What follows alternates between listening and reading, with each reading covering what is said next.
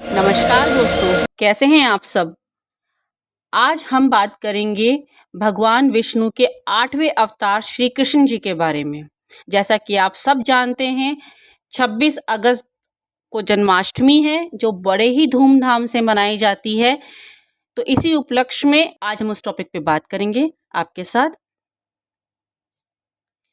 भगवान जी को कौन सा भोग लगाया जाए, भोग लगाते समय कौन सा मंत्र बोला जाए जिससे वे तुरंत प्रसन्न हो जाएं। तो उसी टॉपिक पे आज हम बात करेंगे, भगवान को कैसे खुश किया जाए। यह भगवान विष्णु के 8वें अवतार श्री कृष्ण को समर्पित है। वैदिक पंचांग के अनुसार कृष्ण जन्माष्टमी भाद्रपद माह के कृष्ण पक्ष की अष्टमी तिथि को मनाई जाती है। इस साल यह 26 अगस्त 2024 के दिन सोमवार को मनाई जा रही है। इस दिन रात्रि की पूजा का विधान होता है क्योंकि माना जाता है कि कृष्ण जी का जन्म आधी रात को हुआ था।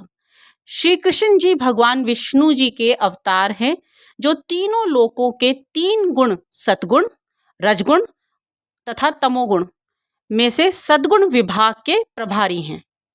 भगवान का अवतार होने के कारण श्री कृष्ण जी के जन्म से ही सिद्धियां उपस्थित थी। उनके माता पिता वासुदेव और देवकी जी के विवाह के समय मामा कंस जब अपनी बहन देवकी के ससुराल पहुंचाने जा रहे थे, तभी आकाशवाणी हुई जिसमें बताया गया कि देवकी का 8वां पुत्र कंस का अंत करेगा। अर्थात यह होने से पहले ही निश्चित था। अतः वासुदेव और देवकी को कारागार में रखने पर भी कंस कृष्ण जी को समाप्त नहीं कर पाया। होना वही है जो विधि के विधान में है।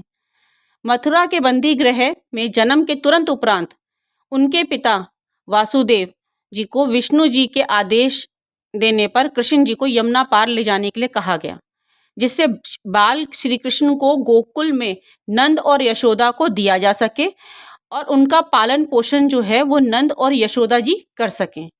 जन्माष्टमी पर्व लोगों द्वारा उपवास रखकर, कृष्ण प्रेम के भक्ति गीत गाकर, रात्रि के जागरण करके मनाई जाती है। तो हर राज्य में मनाया जाता है, विदेशों में भी मनाया जाता है, नेपाल, बांग्लादेश इनमें भी मनाया जाता है, अमेरिका में बहुत धूमधाम से मनाया जाता है। इस दिन मध्य रात्रि के जन्म के उपरांत श्री कृष्ण जी की मूर्तियों को नए वस्त्र पहनाए जाते हैं, उन्हें पालने में रखा जाता है। फिर भक्त भोजन और मिठाई बांटकर अपना उपवास करते हैं। महिलाएं अपने घर के द्वार और रसोई के बाहर छोटे छोटे पैरों के चिन्ह बनाती हैं जो आपके घर की ओर चलते हैं। अपने घरों में श्री कृष्ण जी के आने का प्रतीक माना जाता है। दोस्तों, अगर आप ये छोटे छोटे पैरों के चिन्ह बनाते हैं और जन्माष्टमी के दिन उनकी पूजा करते हैं तो यकीन मानिए धन और संपदा आपके घर में प्रवेश कर गई उसी दिन।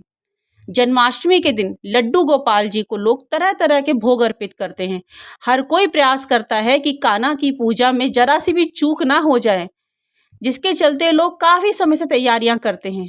ऐसा कहा जाता है कि अगर आप श्री कृष्ण की पूर्ण करना पाना चाहते हैं तो आप उनको मनपसंद भोग अवश्य अर्पित करें।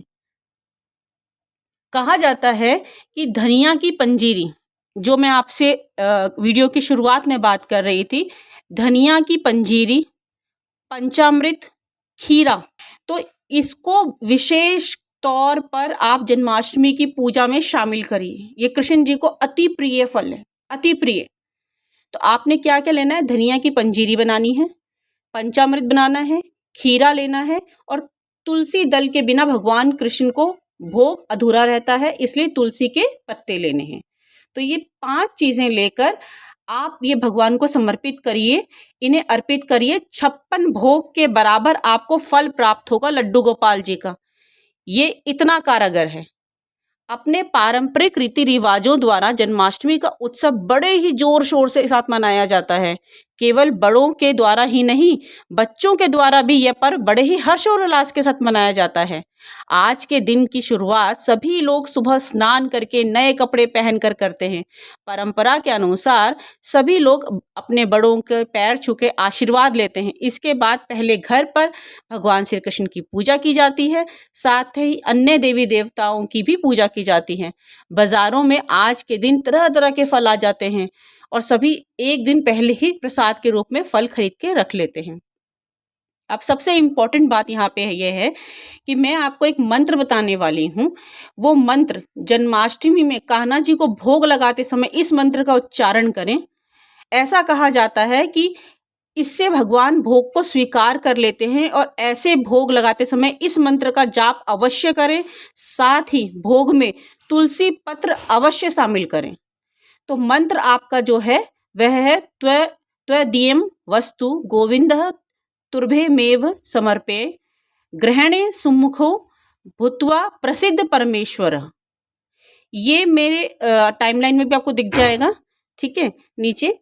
अभी इस मंत्र को आप बोलेंगे और इस मंत्र का जाप करते समय करते रहिए और आप भगवान को भोग लगाइए। आपके घर धन संपदा वास करेगी। भगवान का आशीर्वाद आपके साथ हमेशा रहेगा। नमस्कार दोस्तों, मिलते हैं अगली वीडियो में।